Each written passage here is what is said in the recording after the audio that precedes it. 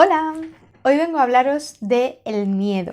Sí, del miedo. Os voy a decir qué es, cómo funciona y lo más importante, cómo puedes controlarlo.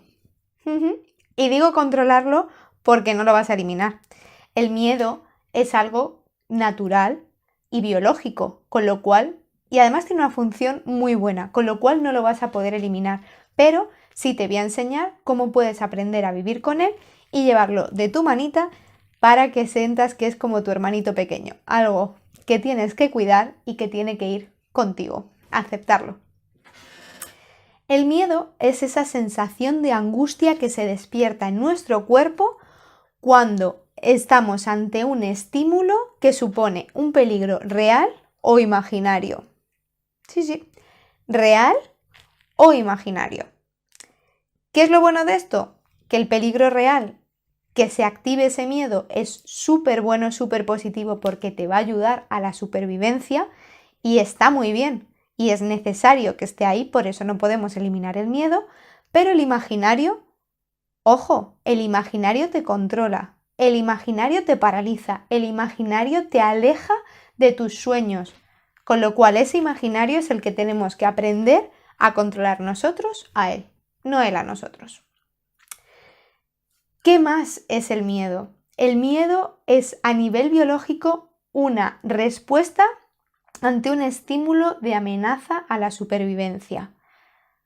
Sí, una respuesta física que viene generada a nivel neuronal porque nuestra parte del cerebro más primitivo lanza una alerta a nuestra amígdala para desencadenar una serie de emociones y reacciones en nuestro cuerpo que nos hagan huir de esa situación, de ese estímulo que nos está causando esa percepción de que no tenemos el control.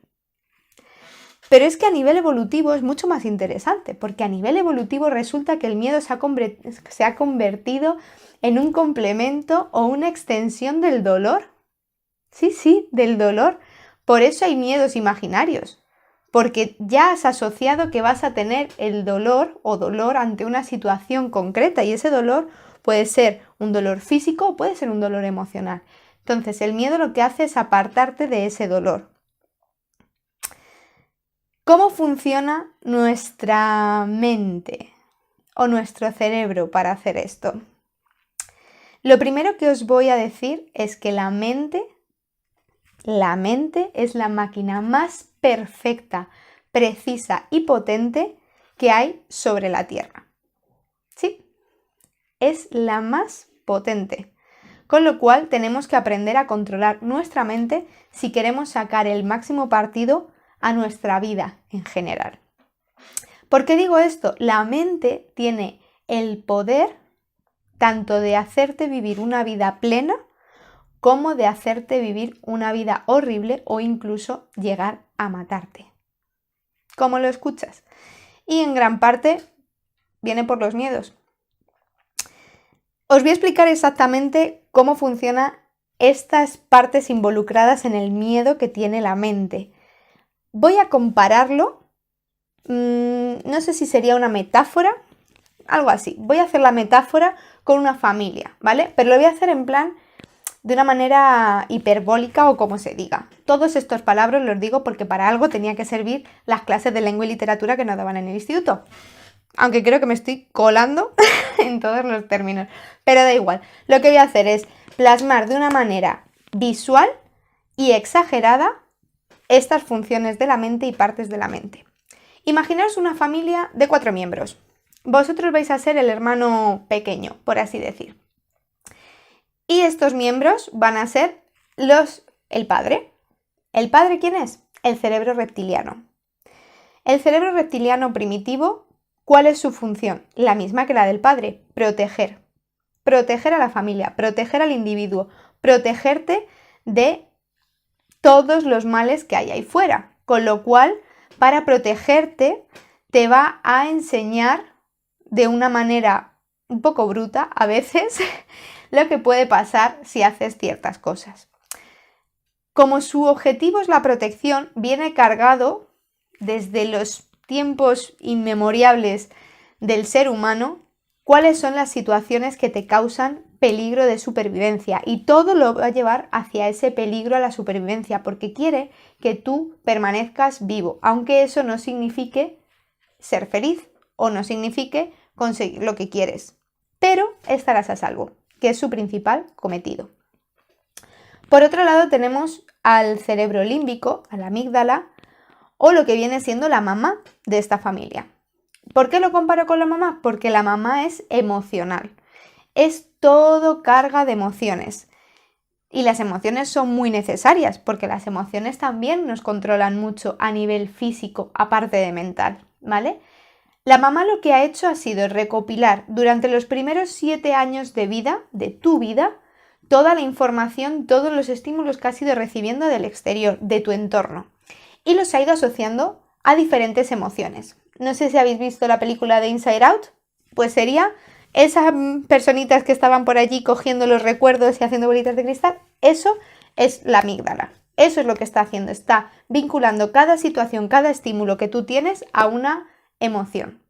Con lo cual, cuando el cerebro reptiliano o el papá manda ese estímulo a la amígdala de alerta, esa situación es peligrosa y me aleja de mi cometido de estar vivo, de permanecer aquí vivo. Con lo cual, la amígdala, mándate ese recuerdo de esta situación te genera asco, la has metido con una emoción de asco o de ira o de lo que sea, te genera esto y tú la experimentas en tu cuerpo. Sí, es muy potente, ¿verdad? Es muy fuerte que estas dos partes de nuestro cerebro consigan cambiarnos nuestro estado físico y mental con tan solo un estímulo o un recuerdo de algo que ni siquiera nosotros somos conscientes muchas veces. Pero luego está la otra parte del cerebro, el hermano mayor. El hermano mayor es el hermano racional. No sé si habéis visto Big Bang Theory, pero sería un Sheldon en tu vida. Es esa parte súper racional que lo único que va a hacer es decirte de manera lógica si lo que estás viendo es una amenaza o no, si lo que estás viendo puede desencadenar en cosas buenas o malas, y no va a poner nada de carga emocional en la respuesta. Es un poco frío, sí, pero es racional y le necesitamos para ayudarnos a controlar el miedo y no el miedo a nosotros. Como habréis podido comprobar, el miedo es muy potente. Es muy potente porque tiene la capacidad de anularte, de hacerte pequeñito, de hacerte sentir fuera de control, de que tú no mandas en esa situación. Tiene la capacidad de hacerte daño a tu salud mental y tiene la capacidad de alejarte de todo lo que quieres. Con lo cual, el miedo es una de las armas más potentes de guerra y de manipulación. Ahí lo tenéis. De hecho, la situación que estamos viviendo, no sé si os recuerda algo de lo que os estoy contando a la situación actual que vivimos. Nos han dado tanto miedo, hay tanto miedo en el entorno que son capaces de controlar a todo el mundo. Han conseguido que todo el mundo, ante el miedo a un virus que nos están diciendo y existe, pero nos están dando esos datos, que ante una situación como esta todos nos quedemos en casa. Pero este no es el tema de hoy. Hoy vamos a ver cómo vamos a controlar esos miedos que nos paralizan, esos miedos que son imaginarios, los reales no, ¿vale? Los reales hay que hacerle caso cuando hay un peligro real, hay que hacer caso a esas sensaciones, a esas respuestas que nos da nuestro cuerpo y salir huyendo. Pero a los miedos imaginarios vamos a controlarlo. ¿Y cómo lo vamos a hacer? Lo vamos a hacer en 4 sencillos pasos. Y además os voy a poner un ejemplo después para que veáis a qué me refiero. En primer lugar, lo primero que tenemos que hacer ante una situación de miedo es analizarlo.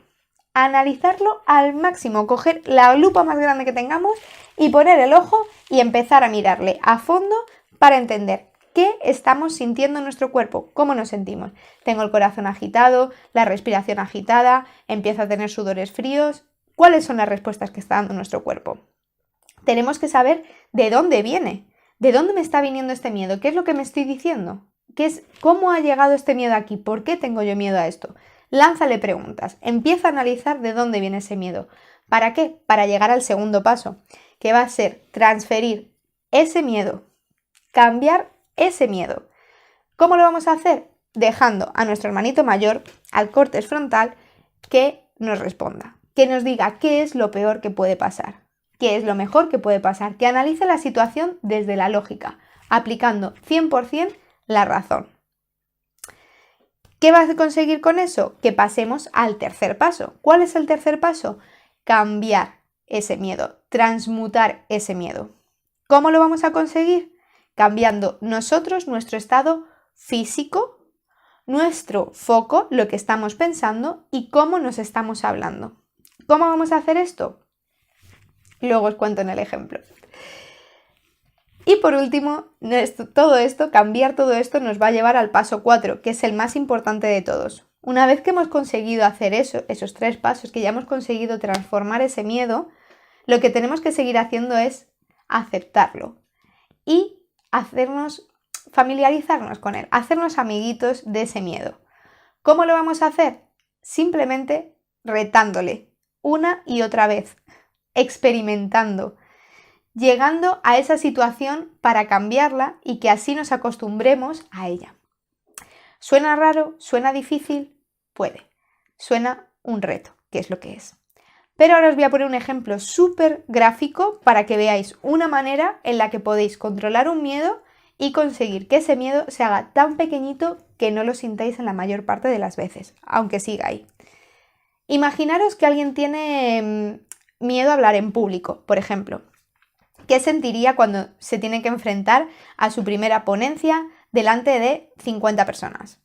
Pues se pondría nervioso, le faltaría la voz, empezaría a sudar, se le agitaría el corazón, la respiración, estaría, hecho un manojo de nervios, como se suele decir, ¿no? Vale, ¿qué vamos a hacer como primer paso? Recordad, sacamos la lupa y examinamos a fondo ese miedo.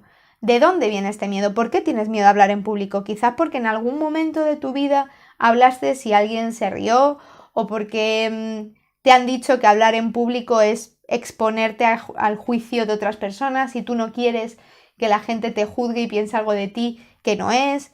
¿Cuál es la razón por la que tú temes exponerte a hablar en público? ¿De dónde viene eso?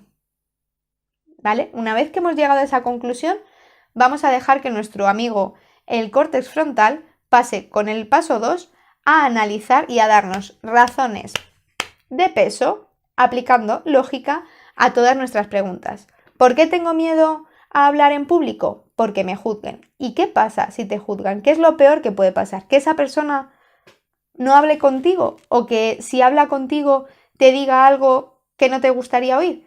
Pero, ¿y eso en qué va a desencadenar? En nada, es una opinión. Una opinión más es suya, no es tuya, es su realidad, no es la tuya, con lo cual, ¿en qué te va a afectar a ti? En absolutamente nada. Nada de nada. Con lo cual no hay peligro. Hemos anulado el peligro por completo. Dicho esto, tenemos que cambiar con el paso 3 nuestro estado físico, nuestro estado mental y nuestro lenguaje, ¿verdad? ¿Cómo lo vamos a hacer? Pues lo primero, para relajarnos tenemos que respirar. Respirar profundo. Inhalar aire, llenar todos tus pulmones y expulsar ese aire. Esto nos va a ayudar a bajar nuestra frecuencia cardíaca y a reducir el nivel de velocidad de nuestra respiración. Nos vamos a relajar y relajándonos entraremos en un pensamiento también más tranquilo y calmado. Así que podremos poner el foco en lugar de me van a juzgar, en no pasa nada si te juzgan. No te importa un comino la opinión ajena. Tú estás haciendo esto, tú vas a dar esta charla porque con esta charla vas a ayudar a personas. Tú vas a dar esta charla porque con esto vas a conseguir demostrar algo. No sé, tienes que buscar el motivo de por qué estás dando esa charla. ¿Por qué has venido a hacer eso? ¿Para qué has venido a hacerlo? Busca ese motivo y pon el foco ahí. Olvídate de lo que pueda pasar malo. Y por último, el lenguaje. Cambia el lenguaje que te estás diciendo. No digas el miedo me controla. No, di yo controlo al miedo. Yo soy capaz de esto. Yo lo voy a hacer. Yo puedo. Yo valgo y yo vengo a contar algo importante para los que vienen a escuchar. Dite cosas positivas, porque si tú te hablas en positivo, tu cerebro actuará como tal, te relajará y te dará fuerza para salir al escenario. Y por último, la cuarta parte, que es repetir y repetir. Retarte una y otra vez y seguir experimentando, porque gracias a eso te familiarizarás con ese miedo y harás que se haga pequeñito, pequeñito y dejes de sentirlo tan fuerte y tan dominante como era esa primera vez. Porque al final, a base de práctica se llega a la perfección. Pero ojo, la perfección no existe, así que dejemos a los miedos ser pequeñitos, que vayan con nosotros. Aprender a controlarlos es esencial para conseguir lo que queremos en nuestra vida, para conseguir nuestros sueños. Así que os animo que si os ha gustado el vídeo, si habéis conseguido entender el miedo, habéis conseguido entender cómo se puede hacer más pequeñito y cómo se puede controlar y lo vais a aplicar, que me lo pongáis por aquí en los comentarios, o mucho mejor, que vengáis al directo de preguntas y respuestas este lunes a las 11 en Instagram para que me deis vuestra opinión y podamos tener un debate precioso sobre el miedo. Nos vemos.